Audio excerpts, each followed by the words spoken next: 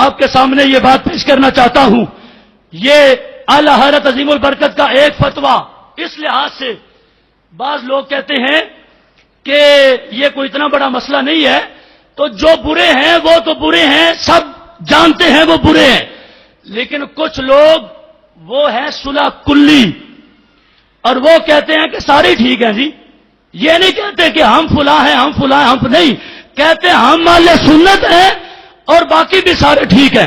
میں صرف ان کے بارے میں آپ کو فتویٰ پیش کروں گا تاکہ ایسا بندہ اس کے پیچھے نماز کا کیا حکم ہے آگے خود فیصلہ کر لینا، جو خود منہ سے مان جائے میں کون ہوں فلاں ہوں اس کے پیچھے نماز کا حکم کیا ہوگا۔ سنیے، اچھا جی، مسئلہ پوچھا گیا کہ وہ بندہ جو وہابیہ کو اور اہل سنت کے علماء کو برابر سمجھتا ہے، کہتا یہ بھی ٹھیک ہے وہ بھی ٹھیک ہے، ایسے بندے کے پیچھے نماز کا کیا حکم ہے؟ فرمایا جو شخص وہابیہ اور اہل سنت علماء کو یکساں سمجھتا ہے، اسی قدر بات اس کے خارج از اسلام ہونے کے لیے بہت ہے۔ فرمایا وہ بندہ دائرہ اسلام سے خارج جو کہتا ہے نا میں سنی ہوں لیکن سارے ہی صحیح ہیں، فرمایا نماز کیا پڑھنی ہے وہ دائرہ اسلام سے خارج ہے۔ آگے نماز، فرمایا اس کے پیچھے نماز محض باطل ہے۔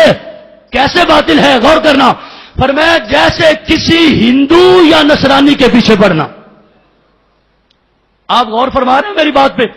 فتویٰ میں اعلی حضرت عظیم البرکت کا پیش کر رہا ہوں۔ آپ نے فرمایا ایسے بندہ دائرہ اسلام سے خارج ہے جو کہتے ہیں کہ سارے علماء ہیں، یہ بھی ہیں وہ بھی ہیں، سارے ٹھیک ہیں، اس کے پیچھے نماز پڑھنا ایسے ہے جیسے کسی کھتری کے پیچھے نماز پڑھنا۔ تو آپ کو کہا جائے کہ آپ جا کے نماز پڑھ لیں کسی سکھ کے پیچھے تو آپ گوارا کریں گے؟ جی، تو نام کا فرق ہوگا، کام کا کوئی فرق ہے۔ اب دیکھیے، آپ نے فرمایا اب لوگ کہتے ہیں کہ 5 وقتی نماز تو چلو ہم کر لیتے، جمعے کا کیا کریں؟ ہفتے بعد جمعہ آتا ہے اور جمعہ پڑھنا ہوتا ہے، مسجد ہے کوئی نہیں۔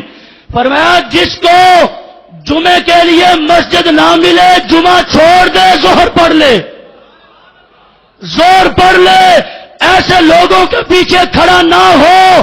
اگر کھڑا ہو گیا تو نماز ویسے نہیں ہوگی، جرم کیا ہوگا؟ فرمایا سخت شدید کبیرہ گناہ کرے گا۔ 3 باتیں، سخت شدید کبیرہ گناہ کرے گا، اور فرمایا اس کے بعد نماز پڑھ بھی لے تو مجرم ہے۔